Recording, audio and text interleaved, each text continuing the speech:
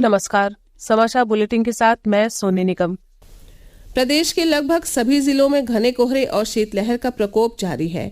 इस बीच कल राजधानी लखनऊ, कानपुर, कौशाम्बी, उन्नाव, हमीरपुर, बलरामपुर, झांसी, गोरखपुर, देवरिया, महाराजगंज सहित कई जिलों में बूंदाबांदी से लेकर हुई हल्की वर्षा से तापमान और गिर गया। बादलों के जमे रहने के कारण इन सभी जिलों में धूप नहीं निकली और पूरे दिन हल्का कोहरा बना रहा। बढ़ती ठंड को देखते हुए जिला प्रशासन ने कुछ जिलों में अवकाश घोषित कर दिया है तो कहीं स्कूलों का समय बदल दिया है।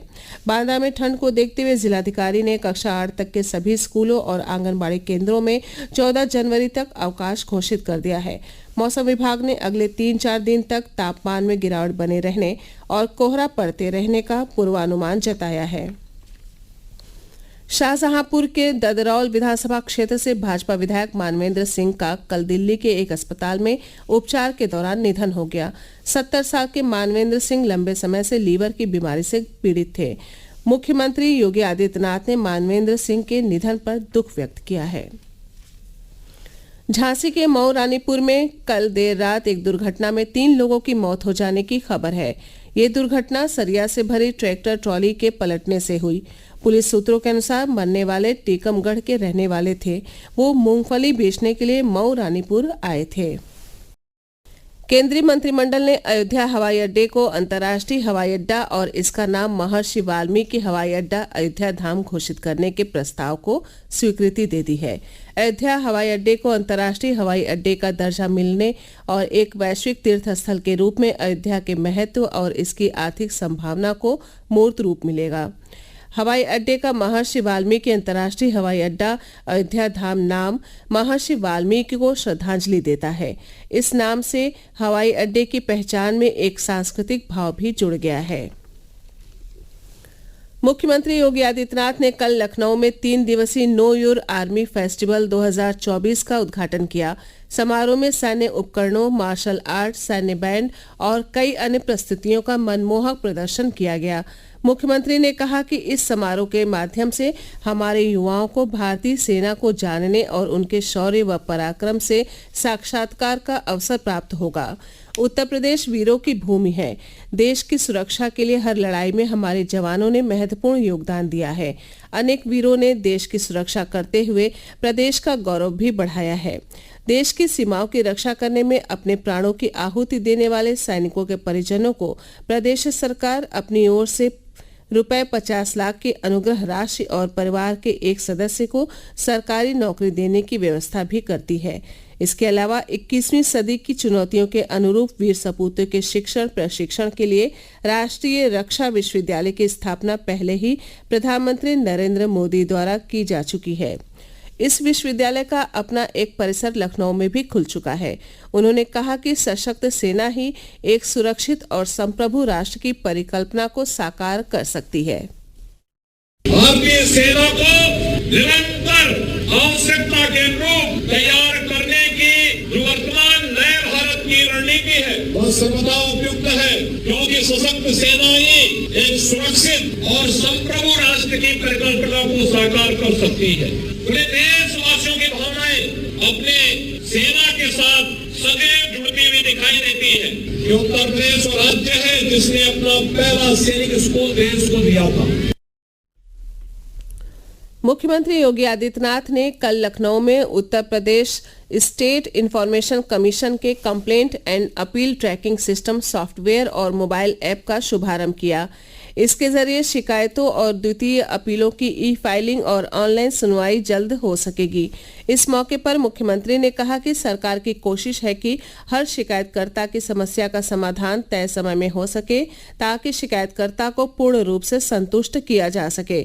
उन्होंने कहा कि आज के समय में तकनीक जीवन में व्यापक परिवर्तन का माध्यम बन सकती है। मुख्यमंत्री योगी आदित्यनाथ ने प्रदेश के पूर्व मुख्यमंत्री और राजस्थान के पूर्व राज्यपाल कल्याण सिंह बाबूजी की जयंती पर कल लखनऊ में आयोजित कार्यक्रम में उन्हें श्रद्धांजलि अर्पित की। मुख्यमंत्री ने सोशल मीडिया पर कल्याण सिंह को याद करते हुए लिखा कि समाज और राष्ट्र की निस्वार्थ सेवा के लिए श्रद्धेय बाबूजी हमेशा याद किए जाएंगे। कार्यक्रम में उप मुख्यमंत्री केशव प्रसाद मौर्य, उप मुख्यमंत्री ब्रिजेश पाठक, जल शक्ति मंत्री स्वतंत्र देव सिंह भी शामिल हुए। भारतीय औषधि महानियंत्रक ने अस्पतालों और ब्लड बैंकों में रक्त के लिए प्रोसेसिंग फीस को छोड़कर अन्य सभी तरह के शुल्क वसूलने पर प्रतिबंध लगा दिया है। इससे जरूरतमंदों को अब खून के लिए अतिरिक्त दाम नहीं देने पड़ेंगे। भारतीय औषधि महानियंत्रक की तरफ से जारी निर्देश में कहा गया है कि खून बेचने के लिए नहीं होता है। प्रादेशिक समाचार आप आकाशवाणी गोरखपुर से सुन रहे हैं। ये समाचार बुलेटिन हमारे YouTube channel AIR news Gorakhpur और ट्विटर हैंडल AIR न्यूज_GKP पर भी उपलब्ध है। बहराइच की महसी विधानसभा सीट से भाजपा विधायक सुरेश्वर सिंह को 22 साल पुराने मामले में कल MLA कोर्ट ने 2 साल की सजा सुनाई। ये सजा उप जिलाधिकारी को धमकाने के मामले में सुनाई गई है। अदालत ने उन पर 2500 रुपए का जुर्माना भी लगाया है।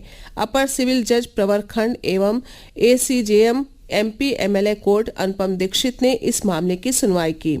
उल्लेखनीय है कि विधायक सुरेश्वर सिंह के खिलाफ 2 सितंबर 2002 को थाना हरदी में तत्कालीन SDM महसी ने मुकदमा दर्ज कराया था। उन पर SDM कार्यालय में एक बयान के दौरान सरकारी कार्य में बाधा उत्पन्न करते हुए दुर्व्यवहार करने और SDM को बाहर निकलने पर निपटने की धमकी देने का आरोप था।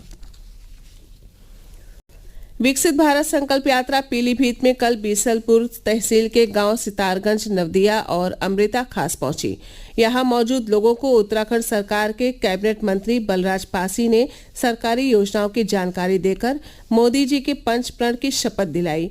उन्होंने जन कल्याणकारी योजनाओं के लाभार्थियों को प्रशस्ति पत्र देकर सम्मानित भी किया। बदायूं विकसित भारत संकल्प यात्रा के कार्यक्रम में जिलाधिकारी ने विभिन्न योजनाओं के लाभार्थियों को प्रमाण पत्र दिए। इस मौके पर सभी लोगों को 2047 तक विकसित भारत बनाने में सहयोग देने की शपथ दिलाई गई।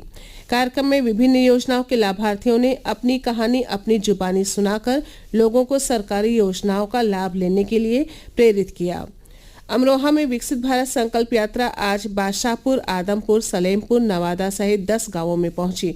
जिले के लखनिया गांव में स्थानीय विधायक राजीव तरारा ने लाभार्थियों से संवाद करते हुए कहा कि मोदी की ये गारंटी वैन लोगों के जीवन में खुशहाली ला रही है। हमीरपुर में राठ नगर पालिका क्षेत्र के चौपरेश्वर मंदिर परिसर में नोडल अधिकारी VD शर्मा की मौजूदगी में विकसित भारत संकल्प यात्रा कार्यक्रम का शुभारंभ जिला पंचायत अध्यक्ष जयंती राजपूत और भाजपा जिलाध्यक्ष सुनील पाठक ने दीप प्रज्वलित कर किया।